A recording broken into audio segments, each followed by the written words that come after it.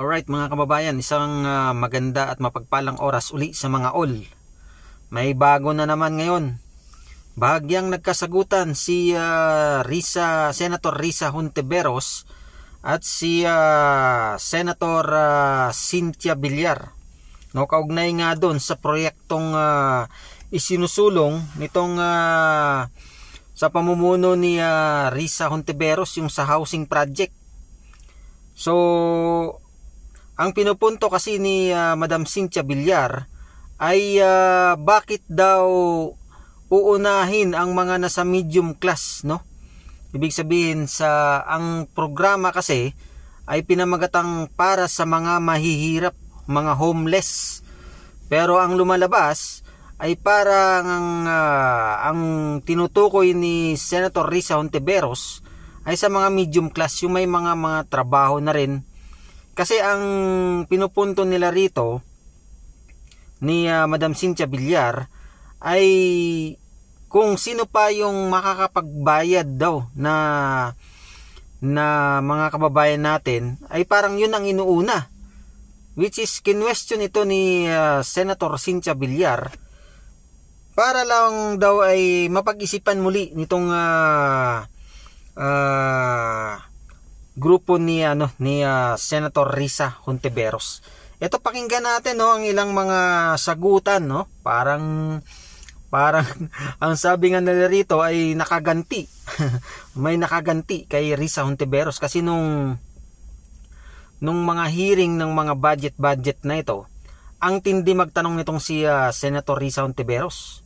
Kaya pala ay ganun din ang mangyayari sa kanya. Ito, pakinggan natin, ang mga sagutan ni Senator Cynthia Villar at Risa Hontiveros.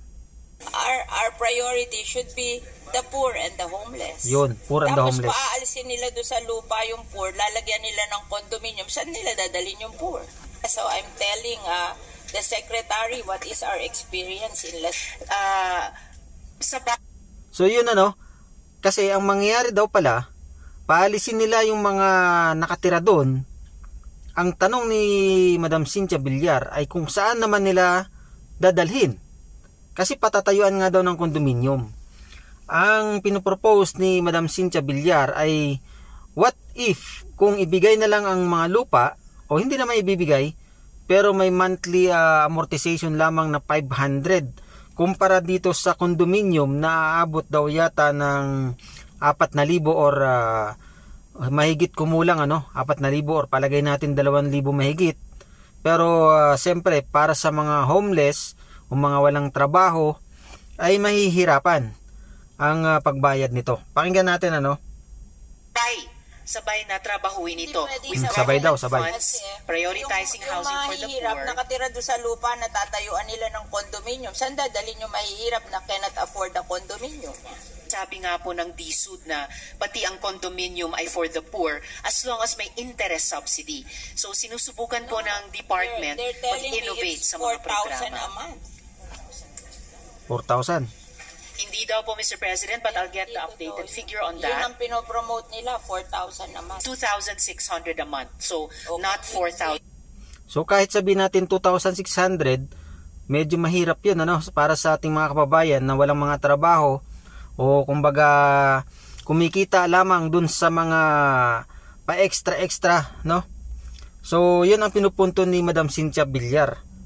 Pakinggan ulit natin, You think pesos. the poor can afford 2,600 a month Yun. when they're earning only below 500 a day?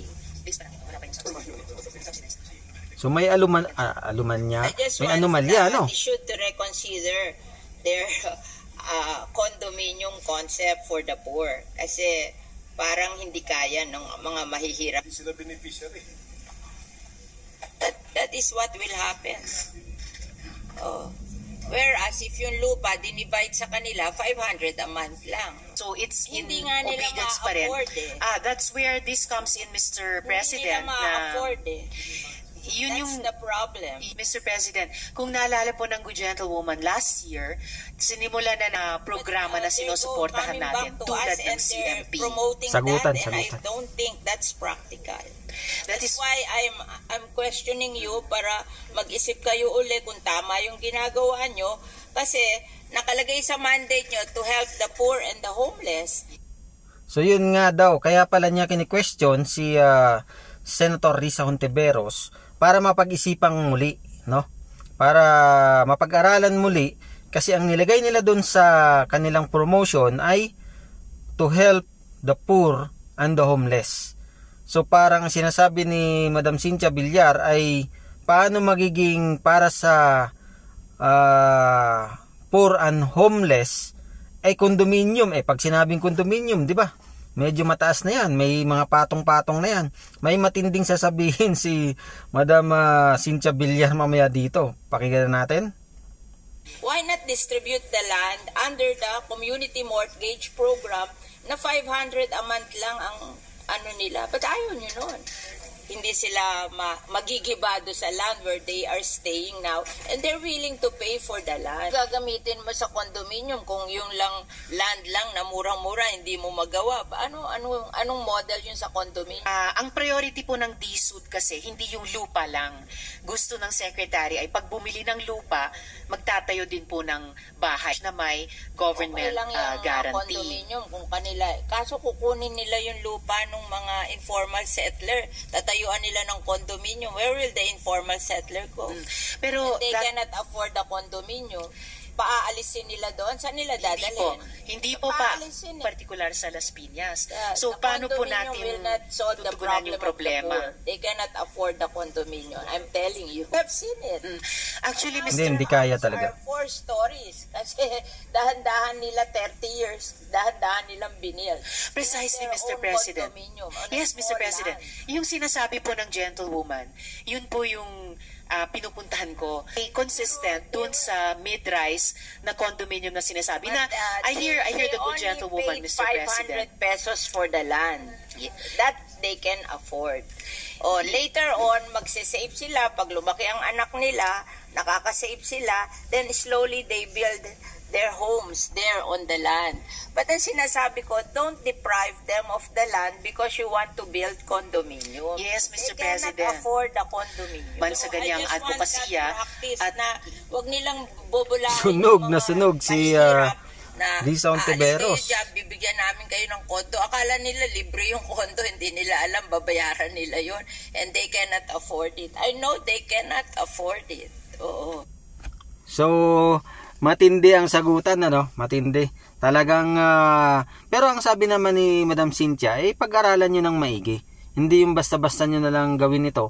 Dahil ang lumalabas ay hindi para sa mahihirap, Tingnan natin ng ibang mga sinabi niya. May magandang sasabihin si Madam Cynthia Villar dito, Pakinggan natin mamaya-maya.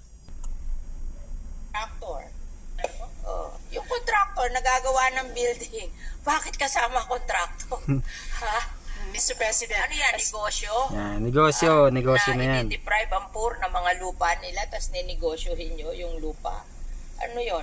But may contractor at ibebenta. Sabi nila, how are you able to buy?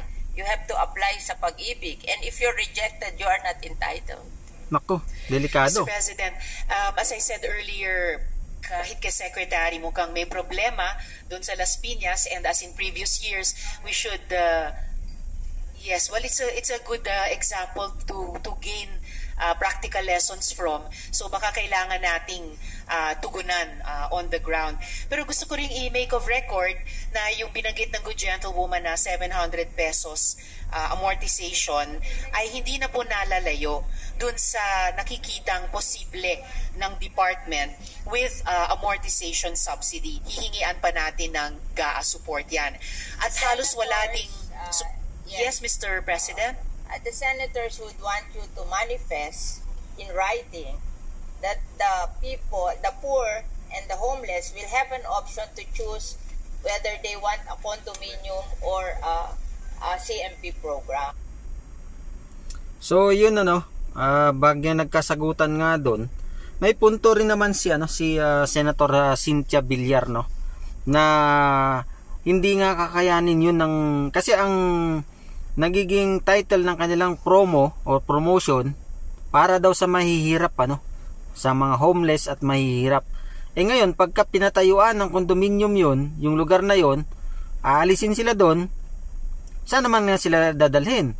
At ang pangalawa doon, paano nila ma-afford yung palagay natin sa 2,600 na yun, paano nila ma-afford yun na bayaran?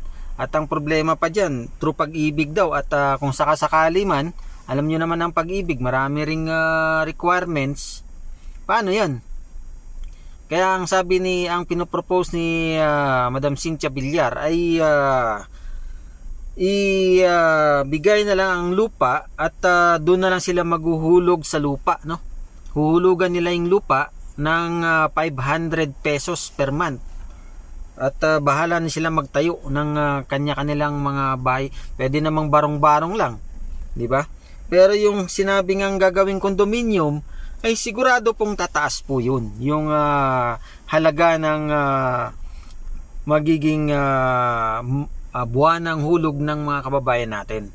Yan ang mahirap kanya-kanya na silang diskarte ngayon. Mayroon pang binanggit si Madam Cynthia Villar dyan. Ang sabi niya kay Senator Risa Hontiveros ay kumita ka ba dyan? Parang ganun, no? Kaya pinipilit mong itayo ang kondominium ay baka may porsyento ka dyan. Sabi niyang ganyan. So naging mainit ang sagutan at halos hindi na nga makasagot itong si Senator Risa Hontiveros.